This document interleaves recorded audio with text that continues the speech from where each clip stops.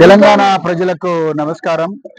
ఈరోజు మనం పోతేపల్లి గ్రామం బెజ్జూరు మండలంలో ఉన్నాము. తెలంగాణకు చివరి మండలం ఇది. దాని తర్వాత ప్రాణహిత నది తర్వాత మరి అహిరి జిల్లా మహారాష్ట్ర వస్తుంది. నా చుట్టుపక్కల ఉన్న వీళ్ళందరూ కూడా ఒకప్పుడు చాలా ఆనందంగా బతుకుతున్న రైతులు.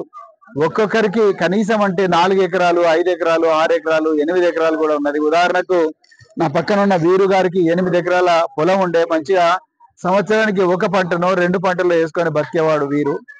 కానీ 2006 సంవత్సరంలో కాంగ్రెస్ ప్రభుత్వం దివంగత రాజశేఖర రెడ్డి గారు ప్రాణహిత చేవెళ్ళ సుజల స్రవంతి అని చెప్పి మరి ఈ తుమ్మిడి హెట్టి దగ్గర ఒక శిలాఫలకం వేసిండ్రు. దాని తర్వాత ఈ రైతుల దగ్గర నుండి బలవంతంగా వాళ్ళ భూములను కూడా గుంజుకున్నారు. ఈ ప్రాంతంలో దాదాపుగా 4000 నుంచి 5000 ఎకరాల భూమి గుంజుకున్నారు. ఇక్కడ విచిత్రమైన విషయం ఏందయ్యా అంటే వీళ్ళకు ఒక్క పైసా కూడా నష్టపరిహారం ఇవ్వలే. ఇచ్చిండ్రా బాబు? ఒక్క పైసా కూడా నష్టపరిహారం ఇవ్వలే. దున్నదామంటే భూమి లేదు, పైసలు ఇవ్వలేదు. వీళ్ళు ఇప్పుడు 15 సంవత్సరాల నుంచి కూలి పని చేస్తున్నారు. అయ్యా రేవంత్ రెడ్డి గారు, మీరు సోనియమ్మ మా దేవత అన్నారు, సోనియమ్మ గారు మా అమ్మగారు అన్నారు. అదే సోనియా గాంధీ మీ కాంగ్రెస్ పార్టీకి మరి సీనియర్ నాయకురాలు, ప్రెసిడెంట్.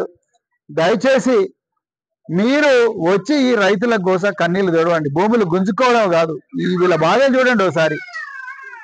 నష్టపరిహారం ఇవ్వాలి కదా. ఇవాళ రైతులుగా ఉండాల్సిన వాళ్ళు కూలీగా 15 సంవత్సరాల నుంచి కూలి పని చేస్తున్నారు. కొండారెడ్డిపల్లిలో మీ భూములు ఇస్తావా? ఇవ్వవు.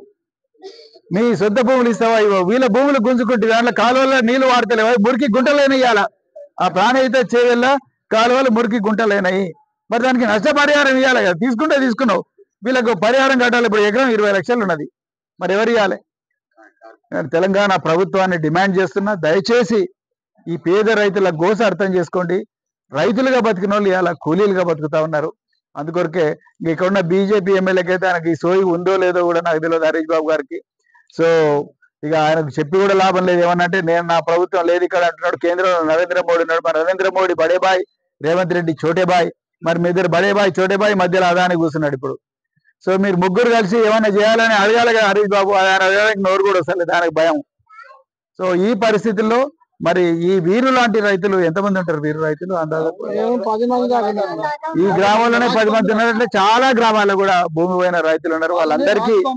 వాళ్ళందరికీ న్యాయం చేయాలని చెప్పేసి ప్రభుత్వాన్ని డిమాండ్ చేస్తూ మరొక్కసారి మరి తప్పకుండా మరి రాబోయే రోజుల్లో మరి బీఆర్ఎస్ ప్రభుత్వం రాబోతున్నది. బీఆర్ఎస్ ప్రభుత్వం వచ్చిన తర్వాత అతి త్వరలోనే మొదటి నెలలోనే మీ అందరికీ ఇవన్నీ వచ్చే విధంగా తప్పకుండా చూస్తాం. వీరు గారు దయచేసి మరి మీరందరూ కూడా ఓట్లు పట్టాలని చెప్పి కోరుకుంటూ, మీకోసం తప్పకుండా అవసరం అనుకుంటే న్యాయ పోరాటం చేయడానికి కూడా సిద్ధంగా ఉంటామని చెప్తూ మీరందరూ కూడా దయచేసి ఈ భూమి పోయిన రైతులందరూ వాళ్ళ లిస్టు ఎంత భూమి పోయిందని ఒకసారి రాసిస్తే సరిపోతుంది. జై తెలంగాణ.